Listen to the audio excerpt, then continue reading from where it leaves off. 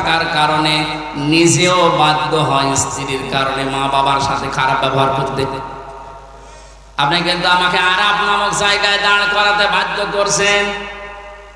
সুতরাং স্ত্রী যারা এসেছেন ওরা মন উদার করবেন, মনে করবেন যাদের বাড়িতে আসলাম এগুলো আমার মা আর বাবা। আমি হাজারো মেয়ে লোককে দেখেছি নিজের মা বাবা দোষ করলেও কিছু মনে করে না, মাফ করে দেয়, মানিয়ে নেয়। শ্বশুর শাশুড়ি একটু ভুল করলে মানাতে পারে না, তখন স্বামীর কাছে আস্তে আস্তে কানে কানে কথা তুলে দেয়। এরকম মহিলা দেশে নেই? শ্বশুর শাশুড়ি যারা বসে আছে ওরা তো এখন বগল বাজাচ্ছে যে কাজ হচ্ছে। কোরআনে কারীম জানিয়েছে ওয়াকুলু লিন-নাসি হুসনা, মানুষের সামনে হাসি মুখে ভালো কথা বলবা, এটা একটা সাদকা দেওয়ার সওয়াব হয়ে যাবে। আপনি শ্বশুর আর শাশুড়ি হয়েছেন তাতে কি? মেয়েটা 18 বছর 20 বছর 22 বছর পরে আপনার বাড়িতে এসেছে, এটাকে নিজের মেয়ের মতো মনে করতে পারেন না।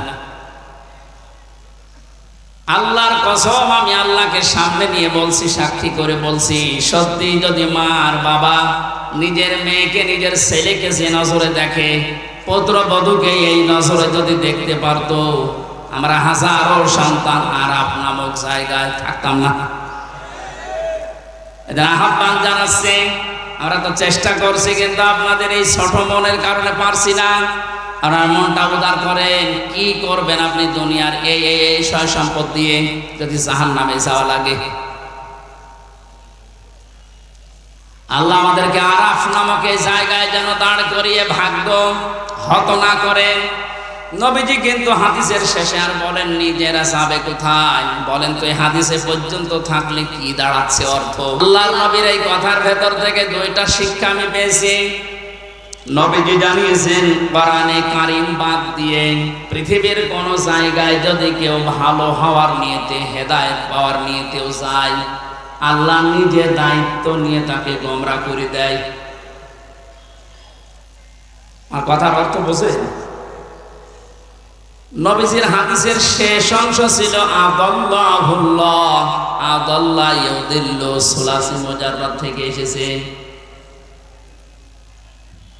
শব্দটা যদি ভাবে ইফআল থেকে নবীজি বলতেন যে দল্লা আদাল্লা ইউদিল্লু, ভাবে ইফআল থেকে শব্দটা আসা, নবী দল্লা ইয়াদিল্লু বলতে পারতেন। দল্লা ইয়াদিল্লু এ শব্দ দিলে বাংলা অর্থ হতো আপনি নিজেই নিজেকে খারাপ বানিয়ে ফেলেছেন, আপনি নিজের জন্য নিজে দায়ী, আর কেউ দায়ী না। আদাল্লাহ শব্দ যখন আসবে বাংলা অর্থ তখন হবে আপনার হয়তো নিয়ত ভালো ছিল, আপনি কোন জায়গায় গিয়েছিলেন যে ভালো হয়ে যাব, কিন্তু কোরআন সেখানে ছিল না। এই জন্য আল্লাহ রাগ করে নিজে দায়িত্ব নিয়ে আপনাকে আরো খারাপ বানিয়ে দেবে। এটার জন্য সবচাইতে বড় কারণ হচ্ছে পৃথিবীতে একটাই মাত্র কিতাব আল্লাহ মানুষকে হেদায়েত দেওয়ার জন্য সর্বশেষ পাঠিয়েছেন, তার নাম কোরআন শরীফ।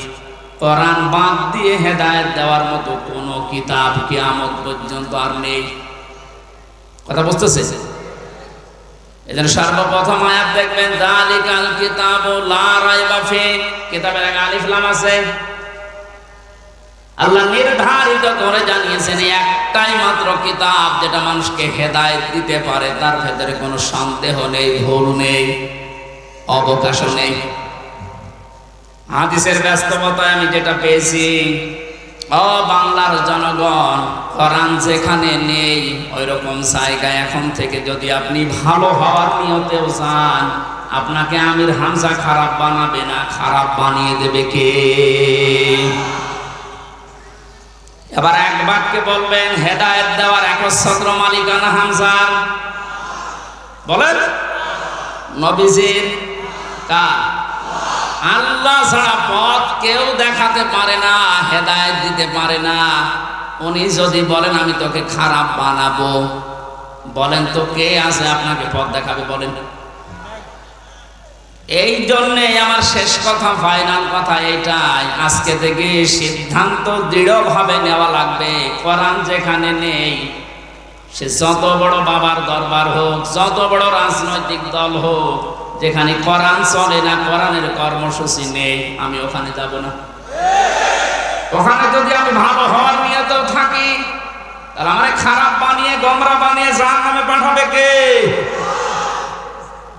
আমার মনে হয় এই ওয়াজটা যদি আজ আমরা বাংলার 18 কোটি জনগণের ভেতরে 10 কোটি মানুষও মেনে নিতে পারি, এদেশে আমরা গোমরাহি থেকে মুক্ত হব।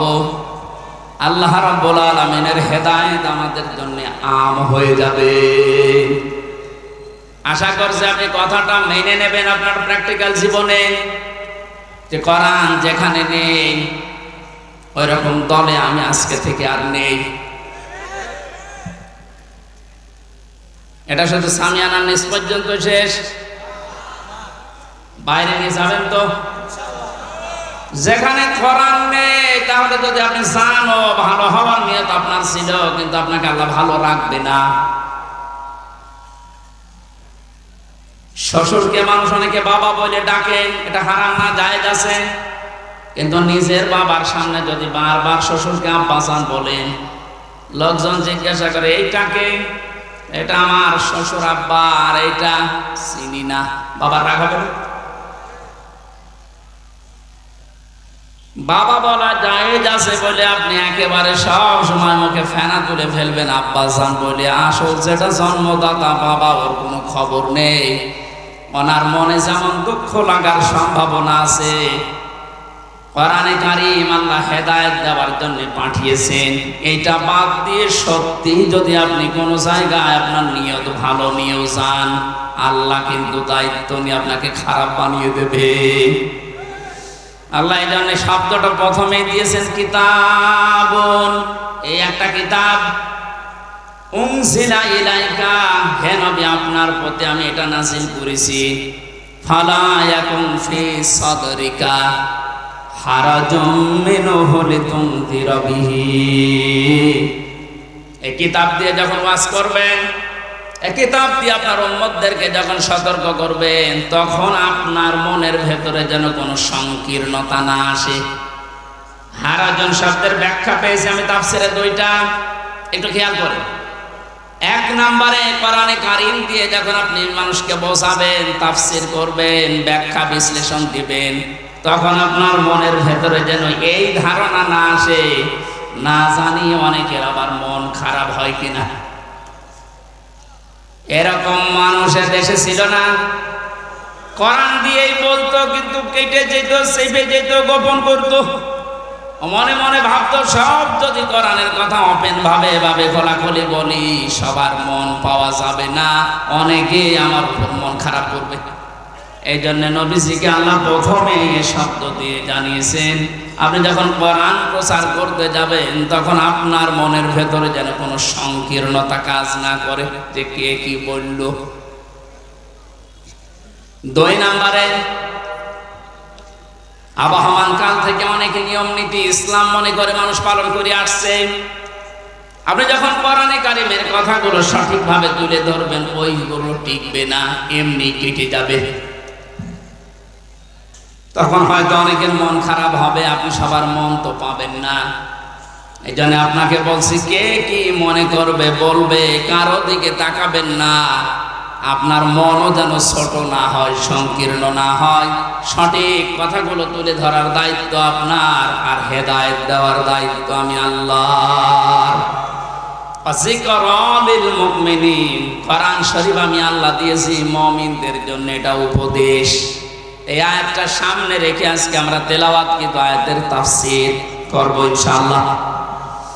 এবার বলি আমরা, আউযু বিল্লাহি মিনাশ শাইতানির রাজীম, বিসমিল্লাহির রহমানির রহিম।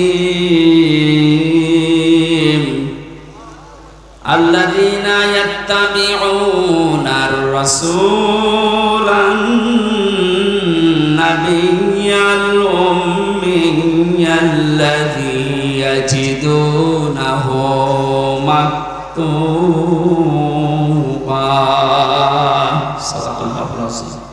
কোন সূরা বলেন তো? আরফ। আরফ মানে আরাফ মানে প্রাচীর। আরাফ মানে কি? বিভিন্ন অর্থ আছে। আরাফের অন্যতম অর্থ হচ্ছে আরাফ মানে প্রাচীর। কিয়ামতের দিন আল্লাহ জান্নাত জাহান্নামের মাঝে একটা প্রাচীর দাঁড় করাবে। কিছু মানুষকে আল্লাহ ওই জায়গায় বসাবে, জান্নাতেও দেবে না জাহান্নামেও দেবে না, ওখানে স্থির তারা বসে থাকবে, দাঁড়িয়ে থাকবে। এই খেয়াল করে, এদিকে এত নড়াচড়া কি সমস্যা কি? এদিকে আসার দরকার নেই। দেখেন তো উনি কি বলে, দেখেন না, উনি তো বলো হয়েছে, ঠিক আছে না। আপনি যদি আমল করতে না পারেন তাহলে তো আসার দরকার নেই। নামকরণ বলছে, তাফসীর করার জন্য 13টা জিনিস সামনে রাখা লাগে। আমরা উসুলে তাফসীরের যে নিয়ম পড়েছি, এখানে কত আলেম বসে আছে দেখতে পাচ্ছেন না? নাকি ফাটা যায় একজনকে লাগিয়ে দেব? ছাতা করলে কি ইবাদত থাকবে? এটা কষ্ট হচ্ছে গরমে আমাদের, তারপরও যেহেতু এটা ইবাদত, এই কারণে আমরা বসে আছি কিছু নেওয়ার জন্য, নাকি? আরাফ কি নাম বললাম? এটা একটা প্রাচীর, জান্নাত জাহান্নামের মাঝে আল্লাহ রাখবেন। নামকরণের ভেতরে আমি তাফসীরে তাবারি থেকে বলছি এটা। নবীজি বলেন, সাহাবীরা এখানে আল্লাহ যাদেরকে বসাবেন এদেরকে জান্নাতেও দেবে না জাহান্নামেও দেবে না, একেবারে স্থির। প্রশ্ন করলেন সাহাবী, হে নবী এদেরকে আল্লাহ জান্নাতে দিচ্ছে না কারণ কি? বিশ্বনবী জানিয়েছেন এই মানুষগুলোকে আল্লাহ জান্নাতে দেবে না তার অন্যতম কারণ এরা মা বাবার সাথে খারাপ আচরণ করত। এরা নামাজ পড়েছে, রোজা রেখেছে, ভালো ভালো কাজের আঞ্জাম দুনিয়ায় দিয়েছে, দান সাদকা এদের সব ছিল, শুধু একটা বিষয় পারিবারিক জীবনে মা বাবার সাথে এদের ভালো ব্যবহার ছিল না। এজন্য কোরআনে কারিমে আল্লাহ জানিয়েছেন, ক্বাদা রাব্বুকা আল্লা তা'বুদু ইল্লা ইয়্যাহু ওয়া বিল ওয়ালিদাইনি ইহসানা। আমি আল্লাহ রায় দিয়েছি। রায় দিচ্ছেন কে? আমি আল্লাহ রায় দিয়েছি, ফয়সালা করেছি, সিদ্ধান্ত নিয়ে ফেলেছি যে আমি আল্লাহ ছাড়া কারো ইবাদত করা যাবে না। আর মা বাবা যাদের আছে তাদের সাথে ভালো ব্যবহার করা লাগবে। আয়াতের ভেতরে দুইটা বিষয় পেয়েছি। কয়টা? এই যে আল্লাহর ইবাদত করা লাগবে, আল্লাহর আইন মানা লাগবে, কোনো প্রশ্ন করা যাবে? বলেন বলেন, আপনার বুঝে আসুক বা না আসুক, আল্লাহর আইন আল্লাহর ইবাদত মাস্ট বি। আপনাকে এই জন্য আল্লাহ বানিয়েছে। তাহলে আল্লাহর আইন মানা এটা ফরজ। আল্লাহর আইন মানা কি? আরো জোরে বলেন। মা বাবার আইন মানা কি? না, এই শোনেন, মাঝখানে ওয়া আল্লাহ দিয়েছেন, খেলা করার জন্য দিয়েছেন। ওয়া বিল ওয়ালিদাইনি ইহসানা। মা বাবার আইন মানা ফরজ না, মা বাবার সেবা করা ফরজ। মা বাবার পেছনে খরচ করা, তাদের সেবা শুশ্রূষা করা, এটা কিন্তু নফল না, মুস্তাহাব না, মুবাহ না। এটা আল্লাহর নামাজ যেমন পড়েন ঠিক ওই রকম ফরজ।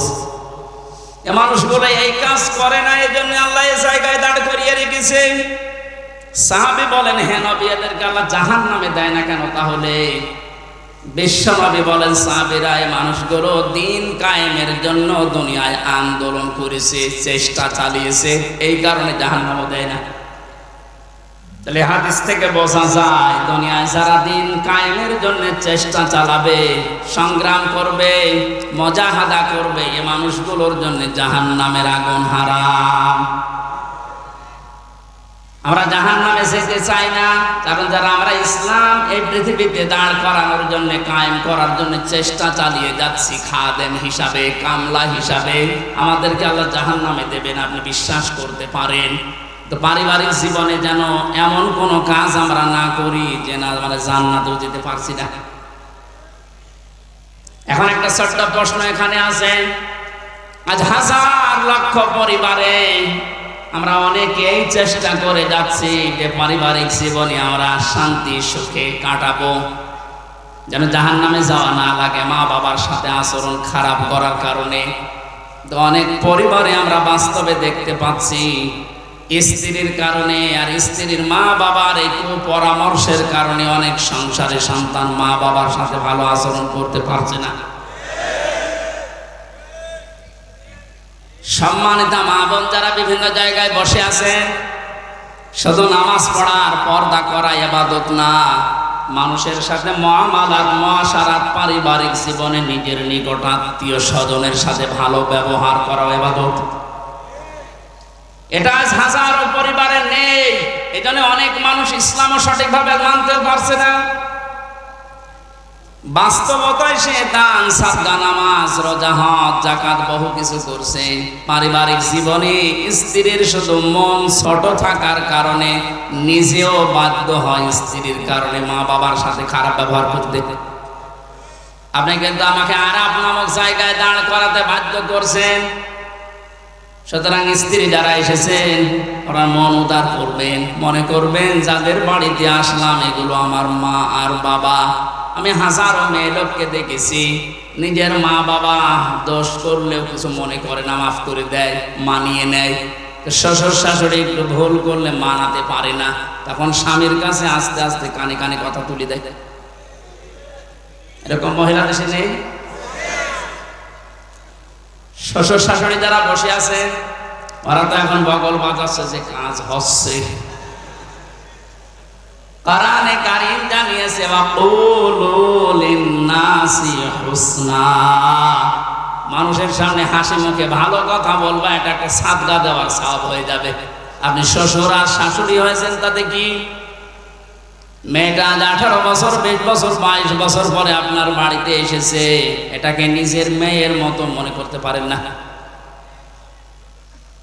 আল্লাহর কসম, আমি আল্লাহকে সামনে নিয়ে বলছি, সাক্ষী করে বলছি, সত্যি যদি মা আর বাবা নিজের মেয়েকে, নিজের ছেলেকে যে নজরে দেখে, পুত্রবধূকে এই নজরে যদি দেখতে পারতো, আমরা হাজারো সন্তান আরাফ নামক জায়গায় থাকতাম না। এদের আহ্বান জানাচ্ছে, আমরা তো চেষ্টা করছি, কিন্তু আপনাদের এই ছোট মনের কারণে পারছি না। আপনার মনটা উদার করেন। কি করবেন আপনি দুনিয়ার এই সয় সম্পদ দিয়ে যদি জাহান্নামে যাওয়া লাগে? আল্লাহ আমাদেরকে আরাফ নামক এই জায়গায় যেন দাঁড় করিয়ে ভাগ্য হত না করেন। নবীজি কিন্তু হাদিসের শেষে আর বলেননি যে এরা যাবে কোথায়। বলেন তো এই হাদিসে পর্যন্ত থাকলে কি দাঁড়াচ্ছে অর্থ? জান্নাতেও যেতে পারছি না শুধুমাত্র এই কারণে, জাহান্নামও আল্লাহ দিচ্ছেন আমি ইসলামী আন্দোলন করার কারণে। অথচ এই জায়গায় যদি দাঁড়িয়ে থাকা লাগে আবাদান আবাদান, আমার মতো হতভাগ্য মানুষ আছে। আল্লাহ আমাদেরকে হেফাজত করুন, বলেন আমিন। মক্কায় নাযিল হয়েছে সূরাটা, 206টা আয়াত আছে, 20টা 16টা রুকু আছে। ক্রমিক নাম্বার হিসাবে কোরআনে কারিমের এটা 7 নাম্বার সূরা। মাত্র একটা আয়াতের 4 ভাগের 1 ভাগ পড়েছি। আয়াতের ভেতরে 3টা বিষয় আমরা আলোচনা নিয়ে আসবো। 1 নম্বরে আমাদের নবী মুহাম্মদ রাসূলুল্লাহর 3টা গুণ আল্লাহ দিয়েছে। কয়টা?